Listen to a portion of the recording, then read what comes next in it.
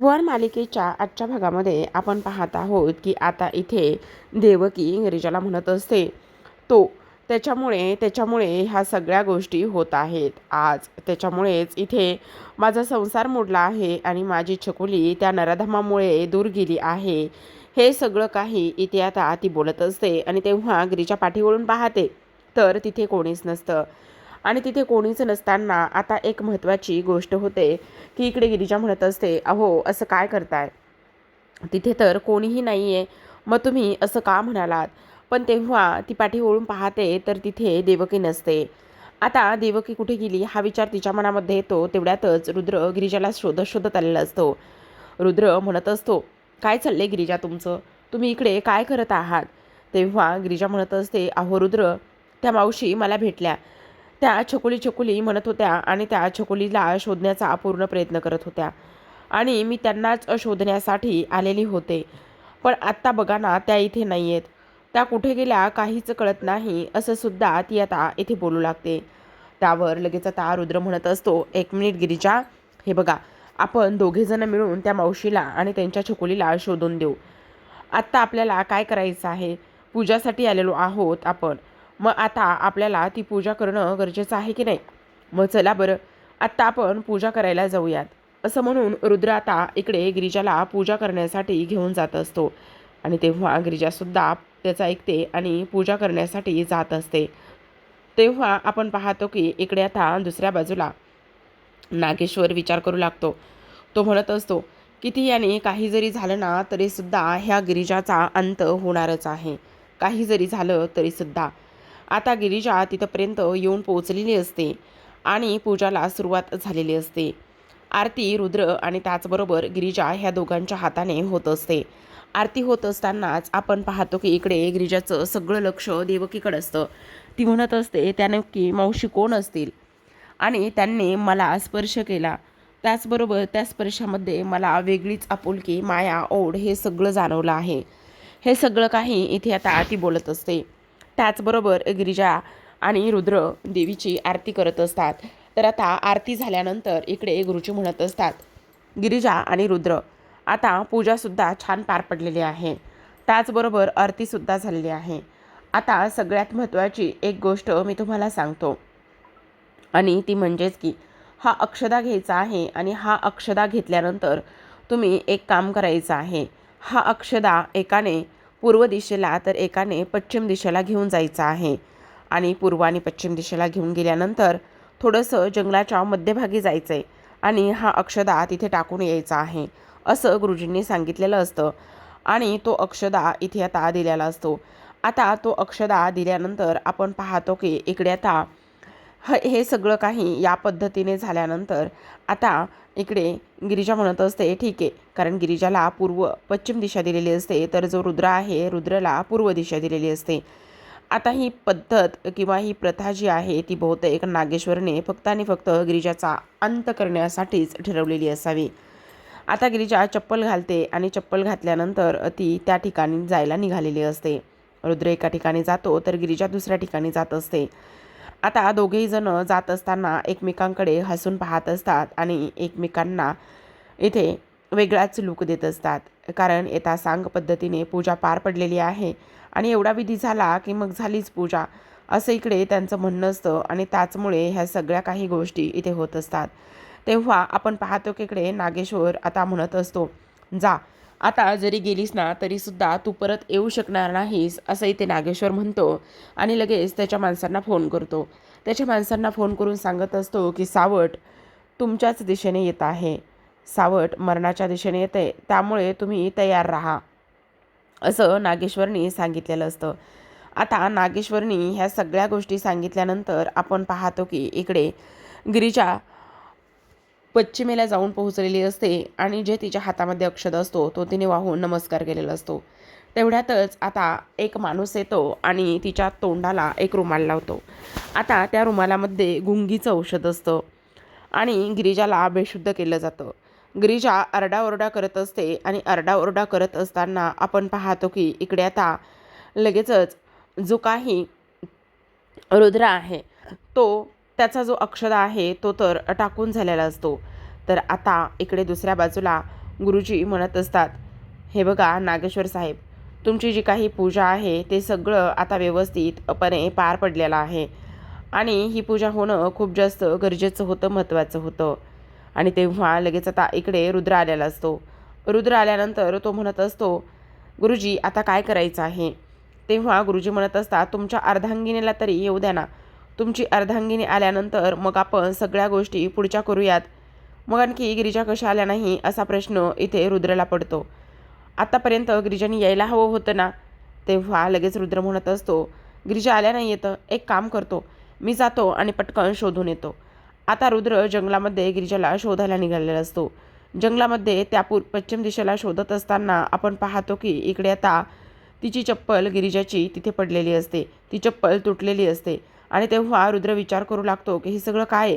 म्हणजे गिरिजाची एकच चप्पल इथे आहे आणि एक चप्पल तुटलेली आहे, म्हणजे कसं काय?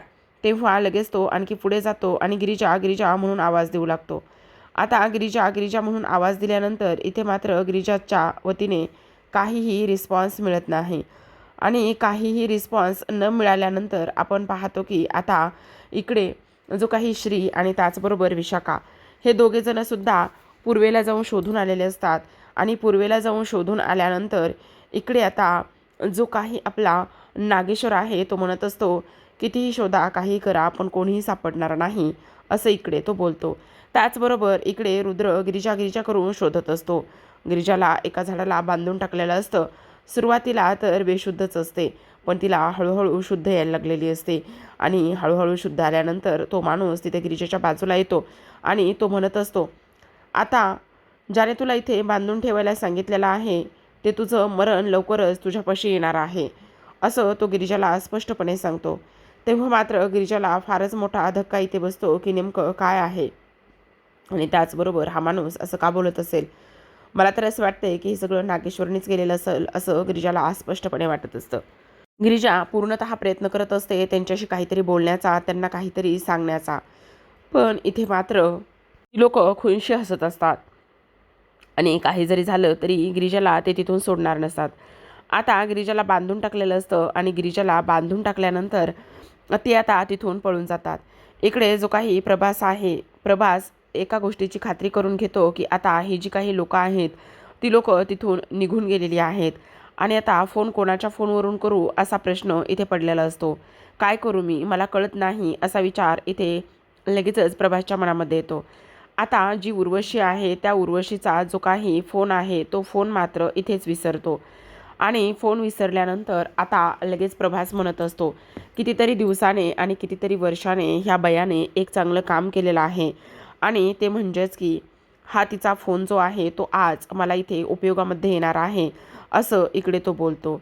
इकडे आता सगळेजण थकलेले असतात. अजून तरी गिरिजा कशी आली नाही म्हणून वासंती देवीसमोरच प्रार्थना करत असते आणि म्हणत असते, काय केलंस तू हे देवी आई? अगं ती बिचारी पोर नको म्हणत होती जंगलामध्ये येण्यासाठी, पण मीच तिला जबरदस्तीने आणलं, मीच तिला ह्या सगळ्या गोष्टी करायला लावल्या, तिला सुखरूप असू दे बघ, असं म्हणून ती प्रार्थना करत असते. इकडे आता जो नागेश्वर आहे तो मनातच म्हणत असतो, कितीही प्रार्थना करा, किती जरी प्रार्थना केल्या ना तरीसुद्धा त्याने काही एक होणार नाही, गिरिजा आता परत येणारच नाही, असं इकडे तो बोलत असतो. आणि तेव्हा लगेच आता वासंती इकडे नागेश्वरकडे येते आणि म्हणत असते, अहो काय करायचं, मला तर फारच भीती वाटते, आता गिरिजा कुठे असेल? अहो असं काय करताय, असेल इथेच कुठेतरी, ती काही लहान पोर आहे होय, आ असेल, येईल इथं, तुम्ही नका बळ काळजी काळजी करू, असं इकडे तो बोलत असतो. आता जो रुद्र आहे तो गिरिजाला बऱ्याच ठिकाणी शोधत शोधत त्याच ठिकाणी आलेला असतो. तिथेच श्री आणि त्याचबरोबर विशाखा आलेले असतात. पण जी गिरिजा आहे ती झाडाला बांधून टाकलेली असते आणि तिचा जो काही बॅकसाईडचा लुक आहे तो काही फारसा दिसत नसतो. त्यामुळे रुद्रला त्याचबरोबर विशाखा आणि स्त्रीला तर काही गिरिजा दिसलेली नसते. आता गिरिजा तिच्या परीने त्यांना आवाज देण्याचा फार प्रयत्न करत असते, पण तिचा आवाज काही केल्या त्यांच्यापर्यंत पोहोचत नसतो. इकडे आता विशाखा आणि त्याचबरोबर स्त्री म्हणत असते, गिरिजा मला तुला मगाशी कुठे सापडली होती रुद्र? तेव्हा तो म्हणत असतो, देवी मंदिराच्या पायथ्याशी सापडली होती, मग आत्तासुद्धा आम्ही तिकडे जाऊन बघतो. तेव्हा लगेच आता इकडे जो काही प्रभास आहे तो म्हणत असतो, आता हिचं लॉक काय असेल, तिच्याच त्या दिमागासारखं लॉक असू शकतं, असू द्या तसं टाकून बघतो. आता लॉक टाकल्यानंतर लगेच तिचा जो मोबाईल आहे तो ऑन होतो आणि ऑन झाल्यानंतर आता गिरिजाचा नंबर काय बरं नावाने सेव्ह केला असेल असा तो विचार करतो आणि गिरिजाला फोन करत असतो. आता गिरिजाचा नंबर तिने खूपच विचित्र नावाने सेव्ह केलेला असतो. तेव्हा प्रभास म्हणत असतो, खरं तर ही बयाच विचित्र आहे, तर त्या पोरीला ते ती विचित्र म्हणत आहे. खरं तर कशा पद्धतीने हा जो काही नंबर आहे तो सेव्ह केलेला आहे असा उपटसुंभ गिरिजा असा नंबर सेव्ह केल्यानंतर आता इकडे प्रभास म्हणत असतो, खरं तर उपटसुंभ ही बयाच आहे आणि हिने गिरिजाचा नंबर असा उपटसुंभ असा सेव्ह केलेला आहे. काय बोलायचं आता असा सुद्धा इकडे तो विचार करतो आणि ताबडतोब नंबर डायल करतो. आता नंबर डायल केल्यानंतर रिंग होत असते आणि रिंग झाल्यानंतर गिरिजा विचार करते नेमका कोणी बरं फोन केला असेल. तेव्हा लगेच आता इकडे जो रुद्र आहे तो सुद्धा तिथेच बाजूला असतो आणि त्याला गिरिजाच्या फोनची रिंग ऐकायला येते. तो म्हणत असतो, ही तर गिरिजाच्या फोनची रिंग आहे. गिरिजा इथेच कुठेतरी आहेत का, किंवा गिरिजाचा फोन इथे कसा पडलाय. इकडे प्रभास म्हणत असतो, उचल ग उडगे, तू फोन उचल.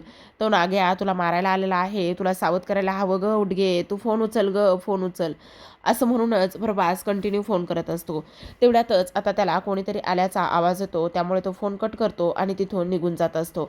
आता तो तिथून निघून गेल्यानंतर आपण पाहतो की इकडे फोन कट झाल्यानंतर आता रुद्र त्या फोनपर्यंत येऊन पोहोचलेला असतो. रुद्र फोनपर्यंत येऊन पोहोचल्यानंतर आपण पाहतो की इकडे लगेचच उर्वशी म्हणत असते, माझा फोन नाही आहे इथे, फोन कुठे गेला, मी तर इथेच ठेवला होता, असा इकडे ती विचार करत असते. तेव्हा सावी म्हणत असते, अगं तो काय तिकडे आहे तुझा फोन, हल्ली आत्या तुझं वय होत चाललेलं आहे बरं का, त्यामुळे तुला काही फार गोष्टी लक्षात राहत नाही येतं. तेव्हा उर्वशी म्हणत असते, गप्प बस ग, हे सगळं तू मला नको शिकूस आणि ह्या सगळ्या गोष्टी उगाचच बोलू नकोस हा. तू अति बोलतेस बघ. सॉरी सॉरी, पण माझा फोन इकडे आला कसा. मी तर हा जो काही फोन आहे ना तो तिकडे ठेवलाच नव्हता, मग हा फोन इथे आला कसा, असा ती विचार करते. आता रुद्रने गिरिजाला पाहिलेलं असतं, त्यामुळे तो धावतच जातो आणि गिरिजाला सोडवण्याचा प्रयत्न करत असतो. त्यातच आता गिरिजाला सोडवत असताना ते गुंड येतात आणि रुद्रसोबत मारहाण करत असतात, झटापट करत असतात. तेव्हा आपण पाहतो की हे सगळं काही ते होत असताना आता जो काही रुद्र आहे तो पुन्हा गिरिजाला शोधायला जातो. आता रुद्र पुन्हा गिरिजाला शोधायला गेल्यानंतर आपण पाहतो की पुन्हा काही गुंड येतात आणि पुन्हा रुद्रला मारण्याचा ते प्रयत्न करत असतात. आता रुद्रला पुन्हा मारण्याचा प्रयत्न केल्यानंतर इकडे मात्र सगळ्यात महत्त्वाचं म्हणजे जो काही रुद्र आहे त्या रुद्रच्या डोक्यामध्ये एक माणूस येतो आणि जोरातच एक काठी मारत असतो आणि जोरात एक काठी मारल्यानंतर रुद्रला खूपच डोक्याला मार लागलेला असतो.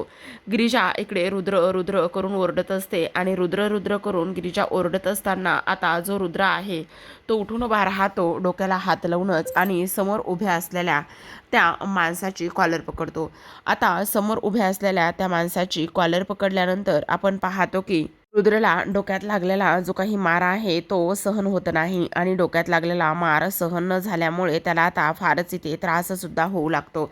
आता इकडे गिरिजा खाली पडल्यानंतर रुद्र खाली पडल्यानंतर गिरिजा रुद्र रुद्र करूनच आवाज देत असते आणि गिरिजा रुद्र रुद्र करून आवाज दिल्यानंतर, रुद्र प्लीज उठा ना, रुद्र प्लीज उठा ना, श्री इथे कोणी आहे का, कोणीतरी या ना, कोणीतरी मदत करा ना, कोणीतरी वाचवा ना. ह्या सगळ्या गोष्टी ती इथे बोलत असते आणि ह्या सगळ्या काही गोष्टी इथे ती बोलल्यानंतर आपण पाहतो की आता सगळ्यात महत्त्वाचं म्हणजे इथे जो काही रुद्र आहे तो रुद्र खाली कोलमडलेला असतो आणि रुद्र खाली कोलमडल्यानंतर आता इकडे नागेश्वर दुसऱ्या बाजूला विचार करत असतो, काही जरी झालं ना तरीसुद्धा आता ह्याचा काही गिरिजा आहे ती परत येता कामा नये. आता श्री आणि विशाखा धावतच येतात आणि म्हणत असतात, मावशी मावशी गिरिजा कुठेच सापडलेली नाही आहे, कुठे गेली काहीच कळत नाही, असं इकडे तो बोलत असतो. तेवढ्यातच आता इकडे रुद्र कसा नाही आला आणखी, रुद्र तर शोधायला गेला होता, तो कसा नाही आला आणखी, असा विचार इथे सगळ्यांच्या मनामध्ये येतो. तेव्हा आता इकडे लगेचच जो काही आपला नागेश्वर आहे तो म्हणत असतो, आता आमच्या चिरंजीवामुळेच आमचा जो काही प्लॅन आहे तो इथे फ्लॉप व्हायला नको. काही जरी झालं तरीसुद्धा चिरंजीवांना थोडंसं लांब आणि थोडंसं बाजूला केलंच पाहिजे ह्या सगळ्या गोष्टीमधून, असासुद्धा विचार तो इथे करू लागतो. आणि ह्या सगळ्या गोष्टींचा विचार इथे केल्यानंतर आपण पाहतो की आता सगळ्यात महत्त्वाचं आणि त्याचसोबत इंटरेस्टिंग म्हणजे की इकडे जो नागेश्वर आहे तो म्हणत असतो, काय करायचं आता, तर मला काहीच कळत नाही, ह्या सगळ्या गोष्टी कशा पद्धतीने होत आहेत आणि काय नाही हे अजिबात कळत नाही.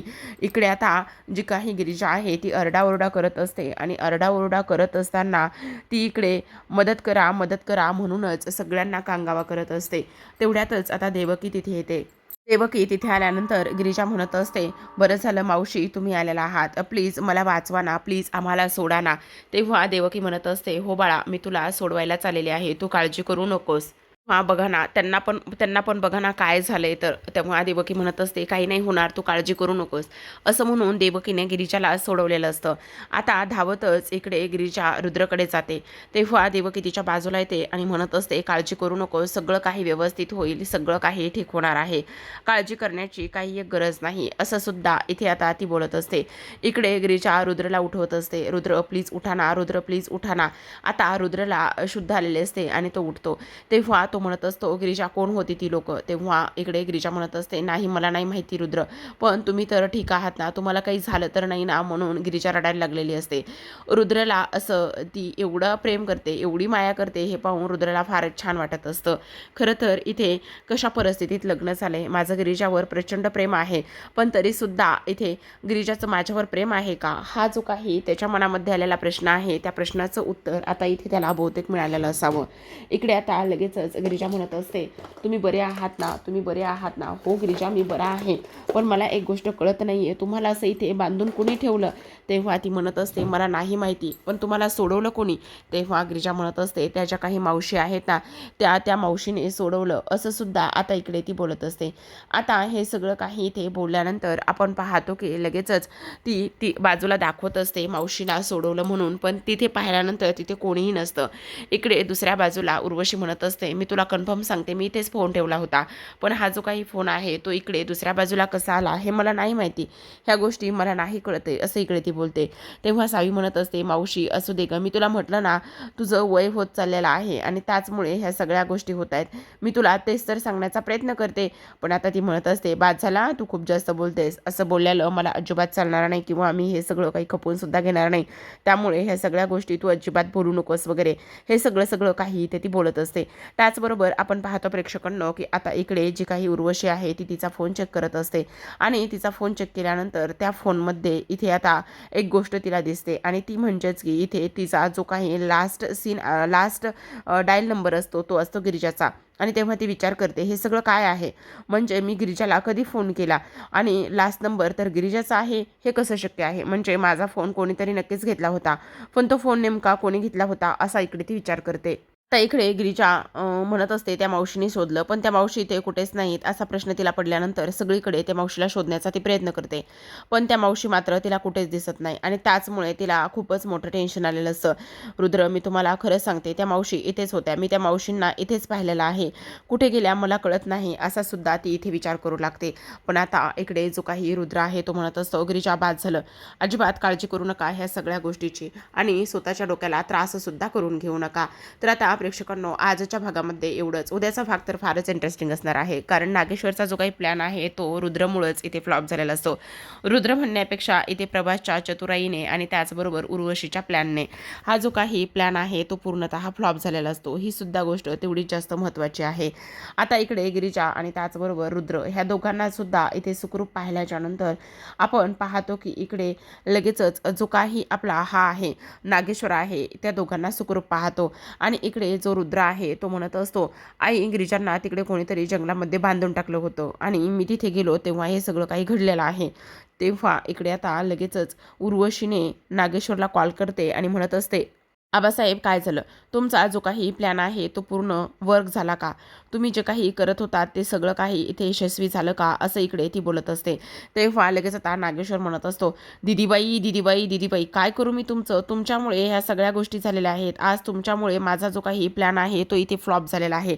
काय गरज होती तुम्हाला हे सगळं काही करण्याची, काय गरज होती त्या गिरिजाला फोन करण्याची, आज तुम्ही फोन केला आणि आज तुम्ही फोन केल्यामुळे ह्या सगळ्या काही गोष्टी अशा झालेल्या आहेत, काय आहे हे सगळं काही, का फोन केला तुम्ही, का फोन केला गिरिजाला. तेव्हा उर्वशी म्हणत असते, नाही मी फोन नाही केलेला, असं सुद्धा इथे आता ती बोलत असते. त्याचबरोबर आपण पाहतो प्रेक्षकांनो की आता सगळ्यात महत्त्वाची गोष्ट म्हणजे इकडे दुसऱ्या बाजूला जो काही रुद्र आहे तो रुद्र आता इकडे गिरिजाला चप्पल घेऊन आलेला असतो आणि गिरिजाला चप्पल घेऊन आल्यानंतर इकडे आता रुद्र स्वतःच गिरिजाच्या पायामध्ये ती चप्पल घालून देत असतो.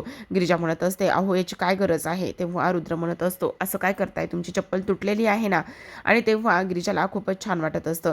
दुसऱ्या बाजूला आपण पाहतो की आता हे सगळेजण घरी निघालेले असतात आणि हे सगळेजण घरी निघाल्यानंतर आता एक सगळ्यात महत्त्वाची गोष्ट म्हणजे की त्यांची गाडी मध्येच रस्त्यामध्ये बंद पडते. आता त्यांची गाडी रस्त्यामध्येच बंद पडल्यानंतर इकडे रुद्र जो आहे तो गाडी चेक करण्यासाठी खाली उतरतो. आता रुद्र गाडी चेक करण्यासाठी काय झाले म्हणून खाली उतरल्यानंतर इकडे जी काही देवकी आहे ती त्या गाडीमध्ये बसलेली आणि त्याचबरोबर छकुली म्हणजेच गिरिजा मायलेकी पुन्हा एकत्र त्याच घरामध्ये प्रवेश करतील का आणि नागेश्वरचा जो काही हा घाणेरडा प्लॅन आहे, घाणेरडा डाव आहे, हे सगळं उधळून लावतील का, हे पाहणं फारच इंटरेस्टिंग असतं. तर अशाच नवनवीन डेली मालिकांचे अपडेट्स पाहायचे असतील, जाणून घ्यायचे असतील तर नक्की चॅनलला सबस्क्राईब करा. भेटूयात उद्याच्या भागामध्ये. तोपर्यंत पाहत राहा नशीबवान.